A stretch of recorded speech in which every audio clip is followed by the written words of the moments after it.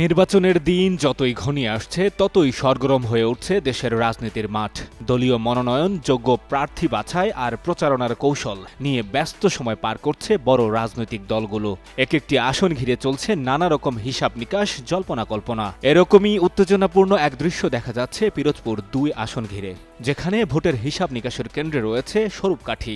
মাঠে একদিকে জামায়াতের একক প্রার্থী শামীম সাঈদী, যিনি প্রতিদিন ছুটে চলছেন গণসংযোগে, আর অন্যদিকে বিএনপির ভেতরেই মনোনয়ন নিয়ে চলছে দ্বন্দ্ব। প্রশ্ন উঠছে, এই অভ্যন্তরীণ বিভাজন কি শেষ পর্যন্ত বদলে দেবে নির্বাচনের ফলাফল? এই আসনে জামাত যখন ব্যস্ত ভোটের প্রচারণায়, ঠিক তখনই অন্তর্দ্বন্দ্ব কোন্দলে খণ্ড খণ্ড বিএনপি।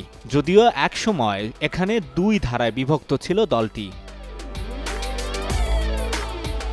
এক গ্রুপের নেতৃত্ব দিতেন বিএনপির সাবেক উপজেলা আহ্বায়ক ওয়াহিদুজ্জামান, অপরপক্ষে ছিলেন দলটির সাবেক সভাপতি ফখরুল আলম। ফ্যাসিস্ট আমলে এ দুজনের বিরুদ্ধে ওঠে আওয়ামী লীগ তোষণের অভিযোগ। ২ নেতার এই দ্বন্দ্বে তৈরি হয় তৃতীয় গ্রুপ, যে গ্রুপের নেতৃত্ব দিচ্ছেন সাবেক সদস্য সচিব আল বেরুনি সৈকত। অভ্যন্তরীণ কোন্দলে স্বরূপকাঠি ও বিএনপির এই খণ্ড বিখণ্ড অবস্থার সুযোগে সেখানে ঢুকে পড়েছেন বিএনপির অন্য ২ মনোনয়ন প্রার্থী মাহমুদ হোসাইন এবং সুমন মঞ্জুর।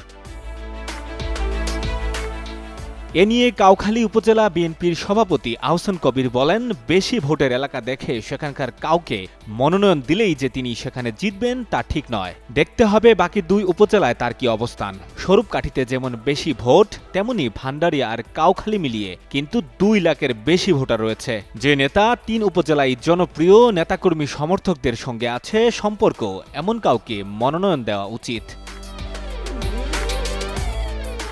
বেশি ভোটের এলাকা হিসেব করে স্বরূপকাঠির কাউকে যদি প্রার্থী করে বিএনপি, সেক্ষেত্রে জামায়াতের অবস্থান কি হতে পারে জানতে চাইলে স্বরূপকাঠি উপজেলা জামায়াতের আমির মাওলানা আবুল কালাম আজাদ বলেন, এদেশের মানুষের অধিকারের কথা বলতে গিয়ে শহীদ হয়েছেন মাওলানা দেলোয়ার হোসেন সাঈদী। তার পুত্র এখানে সংসদ সদস্য প্রার্থী। ভোটের ঘাঁটি কিংবা বেশি ভোটের হিসাবগুলো তো বহু পুরনো। আগামী নির্বাচনে মানুষ দল নয়, ব্যক্তি দেখে ভোট দেবে।